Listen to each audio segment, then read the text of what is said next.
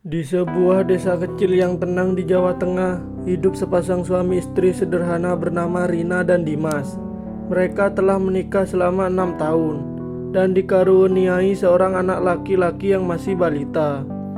Rumah mereka tak mewah, tapi selalu bersih dan penuh canda tawa. Setidaknya dulu, sebelum keadaan mulai berubah.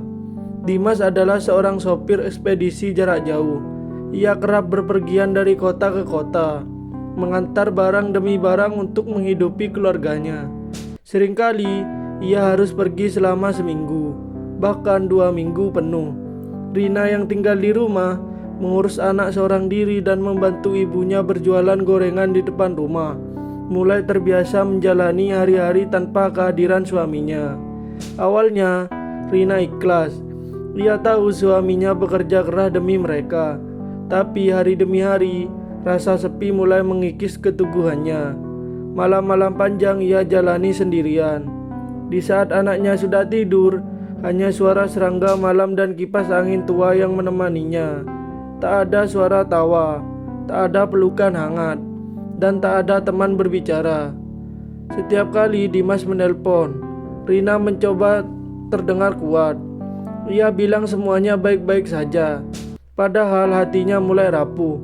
Rasa rindu yang dipendam perlahan berubah menjadi hampa. Dan yang lebih menakutkan lagi, hampa itu mulai terasa nyaman. Ia tak sadar, kesepian yang selama ini dianggap sepele mulai membuka pintu pada sesuatu yang jauh lebih berbahaya. Suatu hari, rumah kosong di sebelah tempat tinggal Rina mulai ditempati oleh seorang pria muda bernama Raffi. Ia baru saja pindah setelah bercerai dari istrinya dan memilih tinggal di desa untuk menenangkan diri. Wajahnya bersih, tutur katanya sopan, dan ia sering terlihat membersihkan halaman rumah sambil menyapa ramah para tetangga. Pertemuan pertama Rina dan Raffi terjadi ketika Rina sedang menjemur pakaian. Raffi menawarkan bantuan mengangkat jemuran yang jatuh saat angin kencang. Dari situ, obrolan ringan mulai terbangun. Hanya sekedar basa-basi awalnya. Namun, entah bagaimana, percakapan mereka menjadi lebih panjang setiap harinya. Raffi tak pernah melewati batas. Ia tak menggoda, tak juga merayu. Justru sikapnya yang santun dan mendengarannya yang baik membuat Rina merasa nyaman. Saat ia bercerita tentang anaknya yang sudah makan atau tentang lelahnya berdagang, Raffi mendengarkan. Dan saat ia tertawa, Rina menyadari sudah lama sekali ia tidak tertawa seperti itu. Hari-hari berikutnya, kehadiran Raffi menjadi rutinitas kecil yang diam-diam dinanti Rina. Setiap sore, setelah anaknya tidur siang, mereka duduk di bangku kecil depan rumah. Kadang hanya minum teh, kadang bertukar cerita. Tapi bagi Rina, momen itu seperti pelarian dari kesepiannya. Rina tahu ini berbahaya. Ia tahu dirinya mulai terlalu nyaman dengan seseorang yang bukan suaminya. Tapi rasa itu tumbuh seperti air yang menempes pelan ke dalam retakan kecil. Tak terlihat, tapi terus mengisi celah yang kosong. Dan dari situlah semua berawal. Malam itu hujan turun deras, angin menghempas jendela dan listrik tiba-tiba padam. Rina berlari ke kamar anaknya yang menangis ketakutan. Di tengah kekalutan itu, terdengar suara pintu diketuk. Raffi muncul membawa lilin dan lampu darurat. Ia berkata, "Saya lihat dari luar rumah Mbak gelap, mau saya bantu?" Rina ragu sejenak, tapi lalu mengangguk pelan. Malam itu, dalam rumah yang temaram dan suara hujan menggema, mereka duduk berdua di ruangan tengah. Anak Rina sudah kembali tidur, dan suasana menjadi sangat hening, dan anehnya begitu akrab. Obrolan ringan berubah menjadi curhatan. Rina bercerita tentang kesepiannya, tentang suaminya yang jarang pulang, tentang malam-malam panjang tanpa teman bicara. Raffi mendengarkan dengan tatapan lembut dan berkata, "Kamu perempuan kuat, tapi kamu gak harus kuat sendirian." Kalimat itu seperti membuka pintu yang selama ini dikunci rapat. Rina menangis, lalu entah siapa yang lebih dulu mendekat. Tubuh mereka pun saling merapat dalam pelukan yang semestinya tak terjadi. Malam itu, mereka melewati batas. Pagi harinya rasa bersalah menghantam keras. Rina melihat wajah anaknya yang masih polos dan tangannya gemetar. Ia tak tahu bagaimana bisa ia melakukan itu. Ia bahkan tak berani menatap cermin. Perasaan jijik dan hancur membuncah. Ia berharap semua ini mimpi. Ia berharap bisa mengulang waktu. Tapi sayangnya tidak ada tombol ulang dalam kehidupan nyata. Ia hanya berdoa, semoga Dimas tidak pernah tahu. Ia mencoba bersikap normal, meski jiwanya sedang remuk. Namun seperti semua rahasia besar, ia tak pernah bisa disembunyikan selamanya. Beberapa hari kemudian, Dimas pulang dari pekerjaannya lebih awal dari biasanya.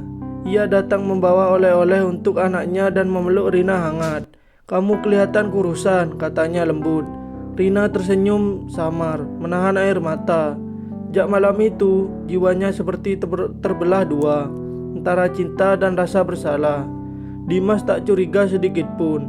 Ia tetap suami yang sama, penyayang, pekerja keras, dan penuh perhatian. Justru itu yang membuat Rina makin tersiksa. Ia melihat kebaikan suaminya, lalu mengingat keburukannya sendiri. Rina ingin mengaku, tapi tak sanggup. Setiap malam ia terbangun dan hanya bisa berdoa dalam diam.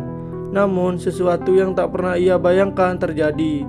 Malam itu Raffi datang diam-diam. Ia berdiri di depan rumah, wajahnya tegang. Dimas membukakan pintu dan mereka berbicara di teras.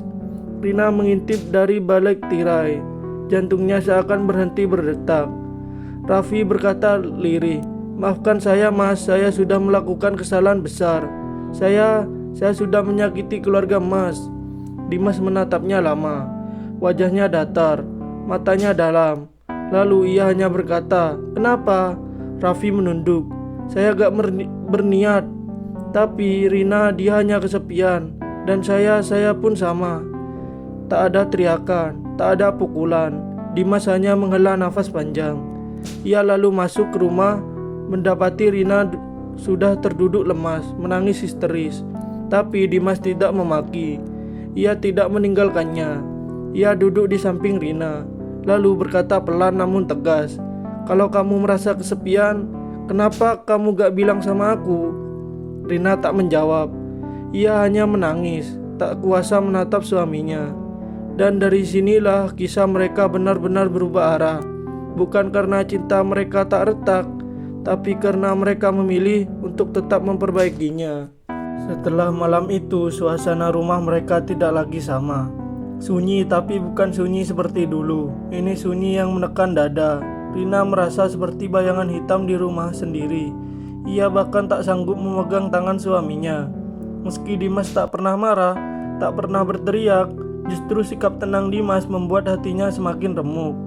Beberapa hari kemudian, Raffi meninggalkan desa tanpa pamit.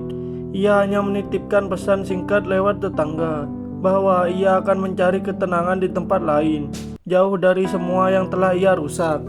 Sementara itu, Dimas dan Rina memutuskan untuk pergi ke rumah orang tua Rina di desa sebelah. Mereka minta waktu. Dimas mengajak istrinya ikut konseling rumah tangga di kota. Tak mudah, banyak luka yang harus dijahit, banyak air mata yang harus tumpah lebih dulu sebelum mereka bisa berbicara dari hati ke hati. Rina mulai berubah. Ia berhenti berjualan dan membuka usaha jahit kecil-kecilan dari rumah. Ia mulai aktif di pengajian ibu-ibu, mendekatkan diri pada agama. Bukan untuk menutupi masa lalunya, tapi untuk belajar mengampuni dirinya sendiri. Dimas pun mulai mengambil pekerjaan lebih dekat agar bisa lebih sering di rumah. Mereka tidak lagi hidup untuk sekedar bertahan, tapi untuk saling menyembuhkan. Bukan dari kesalahan, tapi dari luka akibat saling diam. 2 tahun berlalu. Sekarang mereka membuka warung makan kecil di depan rumah. Rina yang masak, Dimas melayani pelanggan. Anak mereka tumbuh sehat, ceria, dan tak pernah tahu betapa kerasnya perjuangan kedua orang tuanya menjaga rumah tangga ini agar tidak runtuh. Dari kisah ini kita belajar bahwa kesetiaan bukan tentang tidak pernah gagal, tapi tentang bangkit dan memilih tetap tinggal. Kadang luka terbesar bisa jadi pintu menuju versi terbaik dari cinta, dan kesalahan bukan akhir segalanya. Selama kita berani berubah. Terima kasih yang sudah menonton. Semoga yang saya sampaikan bermanfaat dan menambah wawasan bagi kalian semua. Jangan lupa like, komen, share, dan subscribe. Peace out.